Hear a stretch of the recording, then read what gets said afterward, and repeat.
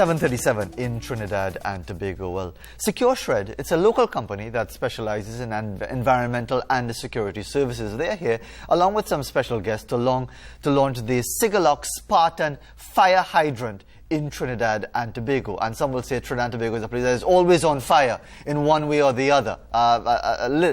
Figuratively, if not literally. But to give us more information about this launch, we're joined by three personalities. Most appropriately, we have with us Stephen Harris from Secure Shred. He's the gentleman at the very end. In the middle, we have Joe Kelly of Sigelock from Long Island in New York, and the inventor of the fire hydrant, which we're going to look at in a short while, George Sigelakis, former firefighter from Long Island in New York. And indeed, interestingly, I suppose it's a story for an entire segment by itself, that he had retired from the fire service just before the 9/11 tragedy. So we don't have time, unfortunately, to go into all of those details, but that would be a wonderful story in itself. Gentlemen, thanks very much for joining us. Before we hear about the fire hydrant itself, Stephen Harris, tell us. We're going to look at the product very shortly. Yes. What is it all? What's so special about this fire hydrant? Apart from dogs urinating on it, of course. But go ahead. Good morning. So, well, Secure Shred, we look at environmentally related products, beneficial products. We are a green company, as they say.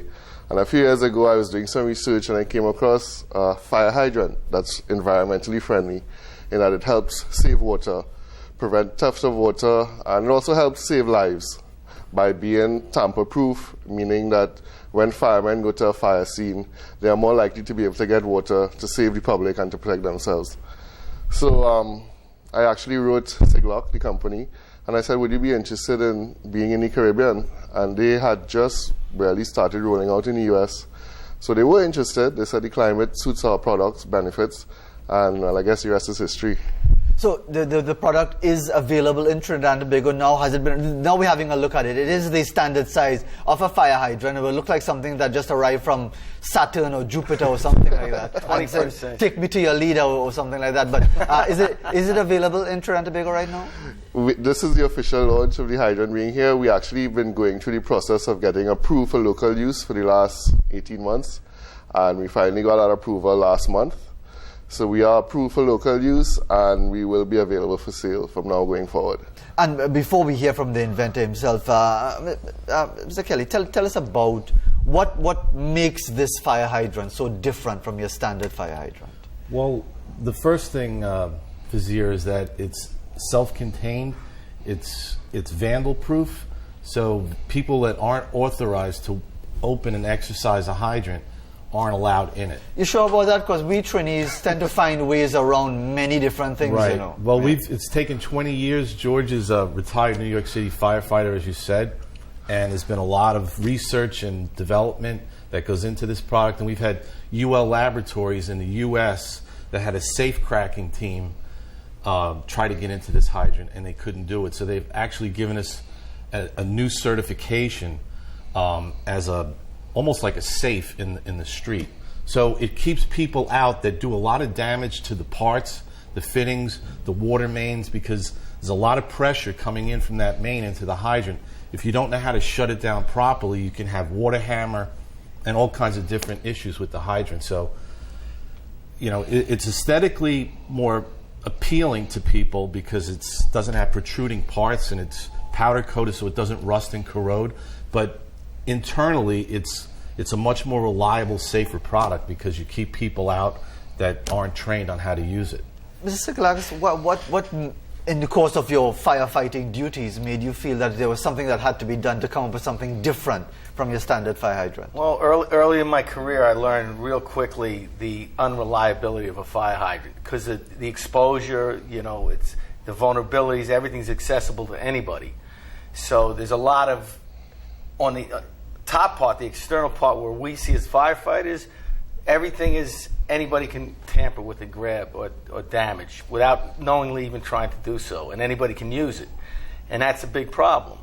I learned that, you know, from the people in the water department down below, there's where the real issues lie with the leaking, the freezing, the water hammer inside the system, the corrosion. Because a fire hydrant is made of steel and iron in a water environment. And that's a recipe for disaster in itself because it's exposed to the moisture and everything else. So they tend to, if you don't use them a lot, they rust up and seize.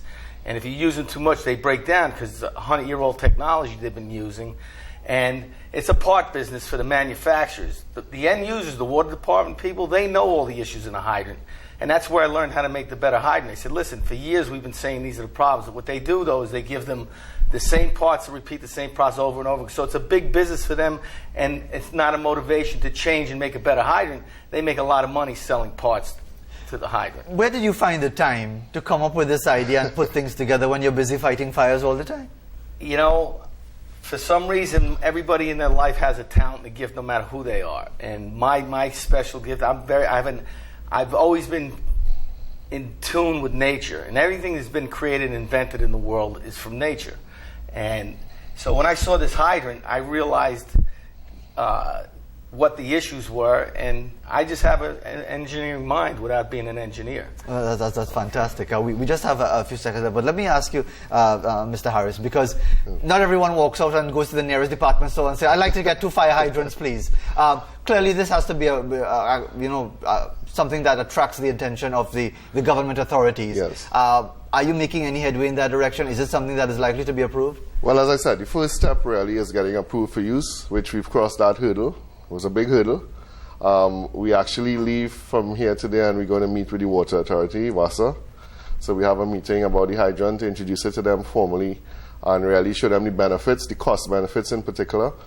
And after that, we also will be meeting and showing the hydrant to developers because developers also have to put hydrants in when they do their developments. And then from here, we also have the rest of the Caribbean to look at because we're the regional distributors. And Mr. Kelly, just very quickly, if people want to get more information on the product, what is the online information? www.sigelock.com. And that's Sigelock. And a quick word, Mr. Yeah, I'd just like to say what we've done, because I probably didn't explain exactly what makes us different. We simplified the hydrant. We took a lot of parts out of the hydrant that didn't need to be there. And by better material and better design, we created a tri-arm valve, which keeps it very stable inside. The old hydrant has a butterfly valve, so when you open hydrants, they shake and vibrate.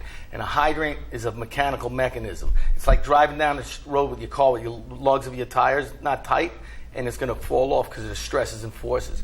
And then the materials inside we use instead of rubber and leather, that it's like the old water faucets. They drip and leak because the rubber gets imprinted, it dries out.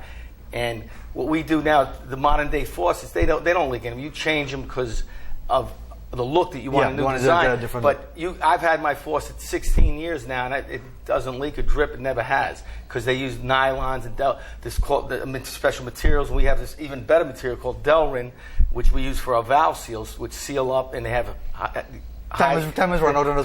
So we can get all the information on the website. And removing surplus parts, that sounds like something we could do with our politics as well. A lot of our politicians, we could do without them. Maybe we could get Sigelock to do something about that for us as well. Coming up towards 7:46 in Trinidad and Tobago. We'll be back right after this with the final interview segment.